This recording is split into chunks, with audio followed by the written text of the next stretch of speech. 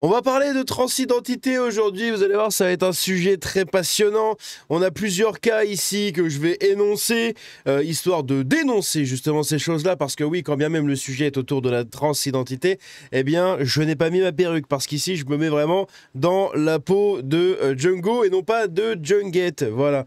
Donc on a plusieurs cas, on va regarder un peu ce qui se passe autour de ça, et on ira surtout voir, comme vous l'avez vu dans le titre et la miniature, une famille aux États-Unis. Une dynastie aux États-Unis de militants pro-trans qui injectent des sommes monstrueuses pour castrer des enfants, pour leur inculquer cette idéologie du genre et de la transidentité, etc. Bref, vous allez voir, ça va être assez chaud. Ici, on va commencer dès le début par cette histoire. On en avait déjà parlé sur la chaîne. Je sais plus dans quelle vidéo, je sais plus comment je l'avais appelé. C'était une vidéo au Brésil. C'était une brésilienne. Attendez, on va mettre Django Trans Brésil. Voilà, c'est celle-là. C'est Isabela Cepa, du coup, qui risque 25 ans de prison, en fait, au Brésil, parce qu'elle a mégenré quelqu'un. Et donc, elle a trouvé refuge en Europe. Voilà. En Europe, parce que, oui, elle a dit tout simplement comment ça s'appelle, qu'un homme, du coup, ne pouvait pas être... Enfin, qu'une femme trans, voilà, est un homme. Attendez, regardez ça. Hop, juste là, voilà. Exilé pour avoir dit qu'une femme trans est un homme. Voilà, parce que moi, avec leurs conneries, je me mélange tout le temps, je sais jamais homme, femme, homme, homme. C'est un bordel monstrueux, bref. Donc Isabela Cepa qui risque 25 ans de prison au Brésil, hein, prison ferme, et oui, pour avoir mégenré un politique. Et derrière, on a Alexa Fauscher qui est virée, du coup, de son travail parce qu'elle a dit que c'était impossible de changer de sexe. C'est la réalité. Et pourtant, elle a été virée de son taf. Ici, on a un truc, j'ai décidé de détransitionner et j'en suis fier. J'aurais fait une très grosse erreur. Kenzo, un jeune homme efféminé, évoque avoir été poussé par son entourage et évoque un effet de mode sur le transgenrisme. On va écouter ce qu'il a à nous dire. Donc j'ai décidé de détransitionner. Hello tout le monde, j'espère que vous allez bien. Aujourd'hui, je vous fais une petite vidéo assez spéciale pour... Putain, alors je suis désolé, le son est très faible. Alors ouvrez bien vos oreilles, concentrez-vous, montez le son de votre côté, parce que là c'est vraiment très faible. Même moi j'entends pas beaucoup. Vous raconter un petit peu mon changement au niveau de ma transition. Comme vous avez pu le savoir il y a quelques mois, j'étais parti pour commencer à faire une transition. J'ai tout arrêté, soudainement. Pourquoi? J'étais complètement perdu dans une spirale où j'avais beaucoup de monde qui me disait de faire cette transition. Beaucoup de gens m'encourageaient, mais en même temps, c'était pesant pour moi parce que je commençais à plus trop savoir où j'en étais. En plus de ça, je pense que c'était un effet de mode. Je voyais souvent des personnes trans sur les réseaux et au final, j'avais qu'une seule envie, c'est de me dire ouais, moi aussi, je vais être comme eux. J'avais oublié le vrai Kenzo qui était à l'intérieur de moi. Petit à petit, avec le recul, j'ai commencé à me reconnecter avec moi-même et à me dire en fait Kenzo, tu n'es pas une personne trans, je ne souffre pas moi d'être dans mon corps, je souffre pas d'être moi-même. C'est pour cela que j'ai décidé d'annuler tous mes rendez-vous avec les endocrinologues, les psychiatres, les psys. Donc j'ai décidé de détransitionner et j'en suis fier parce que je me dis que j'aurais fait une grosse erreur. Vraiment, j'aurais fait une très grosse erreur et j'aurais été une autre personne. Donc voilà, c'était vraiment une petite erreur de parcours et aujourd'hui, je vous précise que je ne serai pas elle, mais il et que je compte rester Kenzo et que je ne compte pas changer d'identité. J'espère que cette vidéo vous aura plu. Bref, témoignage très intéressant et je vous invite à aller voir mon podcast que j'avais fait avec des trans à l'époque. Également, dans les 3 personnes que j'ai avec qui j'ai discuté, il y avait une personne qui détransitionnait, voilà. Donc vous tapez... On va parler... Voilà, pourquoi on entend ma vidéo? Vous tapez juste Django Trans et vous trouverez, du coup vous fouillez un peu, c'est celle-là, là. Que pensent les trans du wokisme, les DEI, des drag queens à l'école, etc. Et donc c'est un podcast qui s'écoute, 2h55 de discussion avec 3 trans où justement dedans il y en a une qui détransitionne et qui explique un peu tout ça parce que il a failli du coup commettre l'irréparable en allant un peu trop loin et en coupant le quick. Bref, donc ici témoignage très intéressant. À côté de ça, on a ici Yosha Iglesias, et oui, qui n'est pas dans la famille de Enrico Iglesias, Mais voilà, c'est une femme transgenre qui est devenue championne de France d'échecs. Oui, c'est un homme qui se déguise en femme et qui devient champion de France dans la catégorie femme. La Fédération française d'échecs est au cœur d'une polémique. De fait, les internautes s'insurgent, qualifiant la championne d'homme dans une catégorie de femmes. En même temps, c'est quoi d'autre? C'est un homme dans une catégorie de femmes. Tu peux être trans, tu peux ressembler à une femme, tu ne seras pas une femme, y compris dans ces compétitions-là. C'est tout.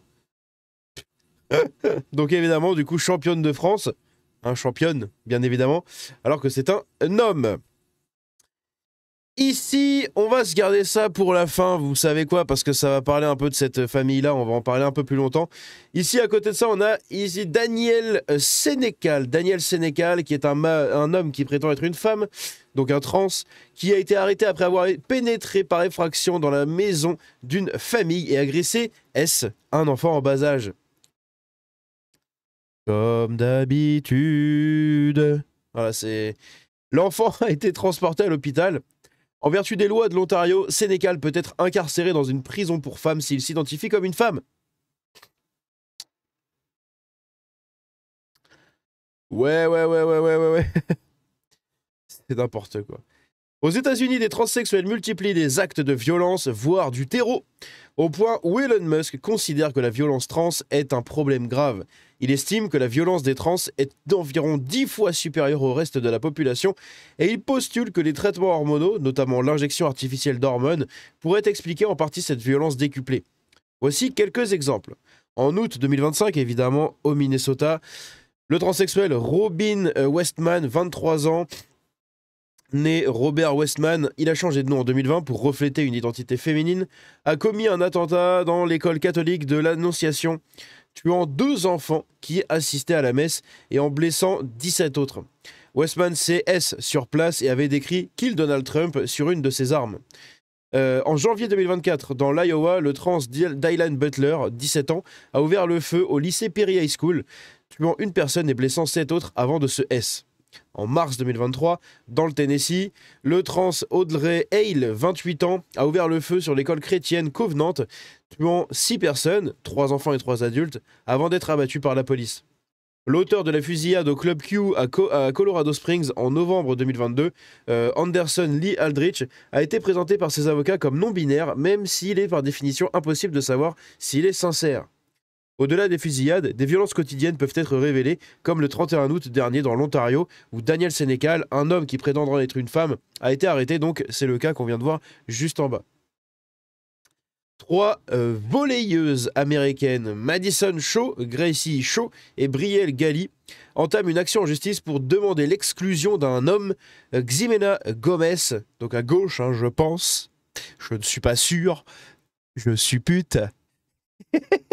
Je sais pas. Qu'est-ce qui me fait dire ça? C'est une intuition. Mon petit doigt. C'est mon petit doigt. Ce monsieur est manifestement un danger ambulant. Il a déjà causé une commotion cérébrale à une coéquipière en lui envoyant une balle au visage, la privant de jeu pendant 2 semaines. Pour avoir dénoncé la présence de cet homme dans leur équipe, elles ont subi harcèlement et mise au banc de la part de leur fédération. L'une d'entre elles a fini par quitter l'équipe d'elle-même. On en arrive là. Exclure des femmes de leur sport au nom du féminisme, vraiment, je n'en reviens toujours pas. Ici, on a évidemment Elliot Page, qui à la base était Ellen Page. La métamorphose de l'actrice Ellen Page, devenue Elliot en 2020, où elle annonce sa transition de genre et les pronoms he, him. Page est devenue célèbre grâce à son rôle dans Juno en 2007, qui lui a valu d'être nommée aux Oscars et aux Golden Globes, du coup, de la meilleure actrice. Eh oui. Ça, c'était Ellen Page à l'époque. Moi, je l'ai surtout connue dans le jeu vidéo Beyond Two Souls, qui était excellent.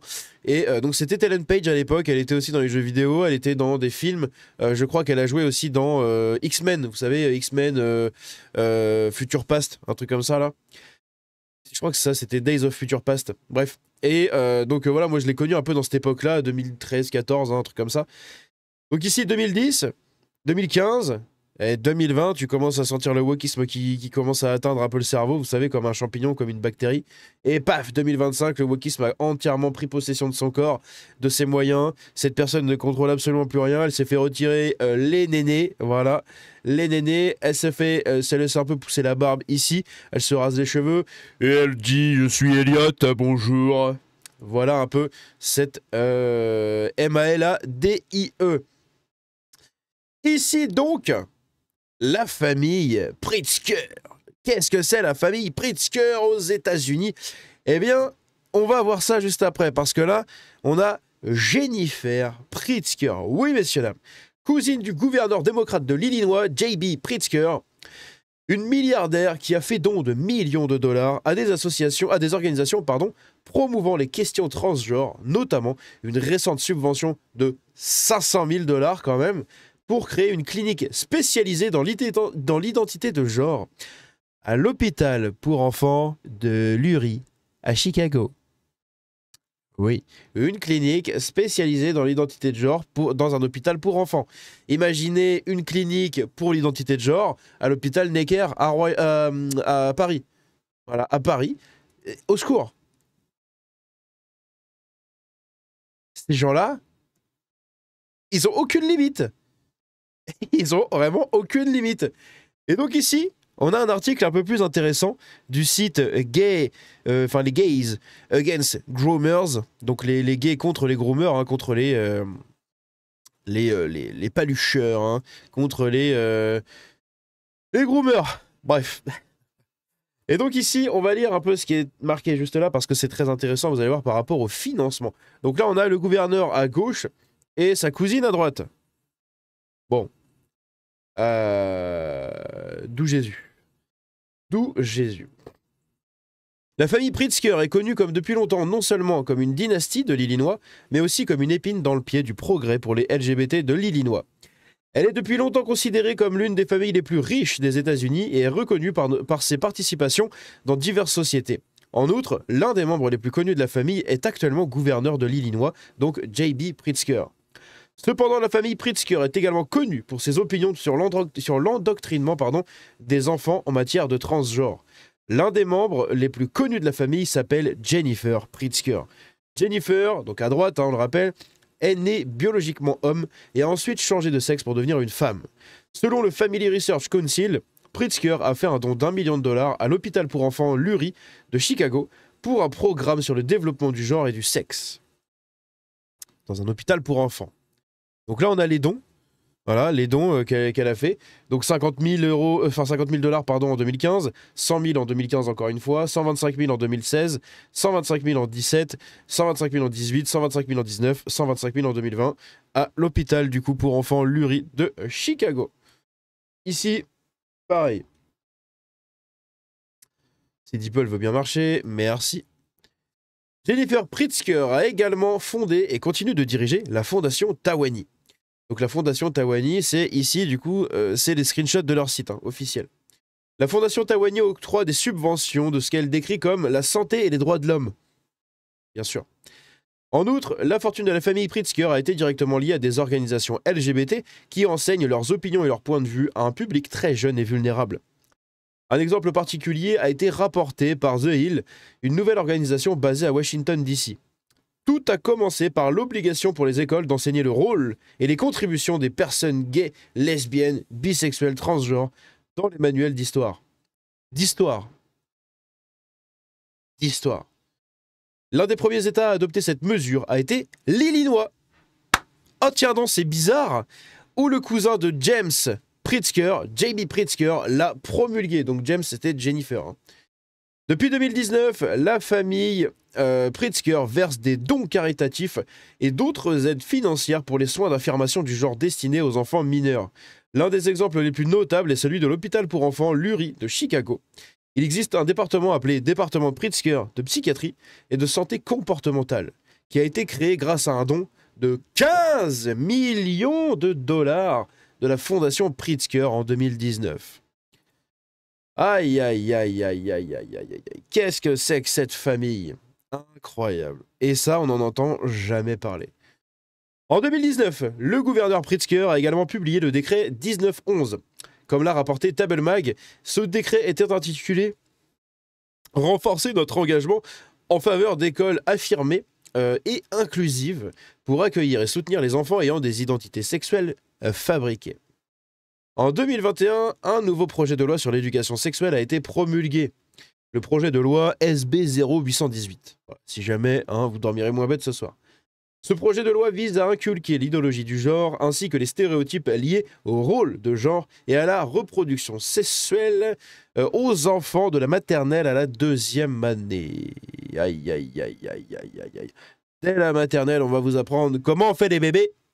Voilà, comme ça, moi, je vais venir. Tu vas venir, mon petit enfant, et je vais te montrer comment on fait les bébés.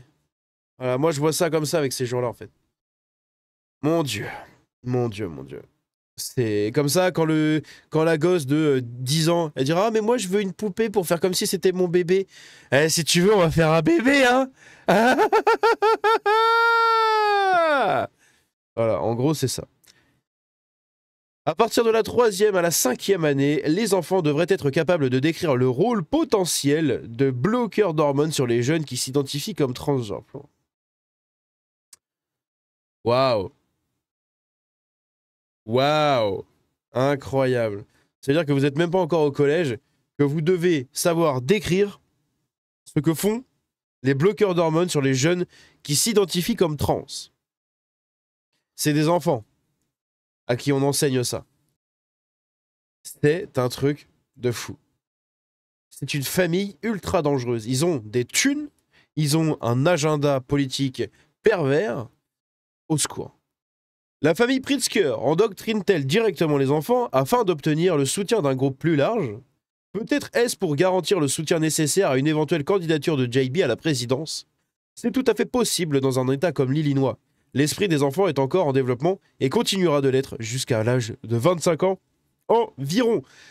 Bref, dites-moi ce que vous avez pensé de cette vidéo-là. Dites-moi ce que vous avez pensé de notre chère famille ici, notre dynastie de pervers transsexuels.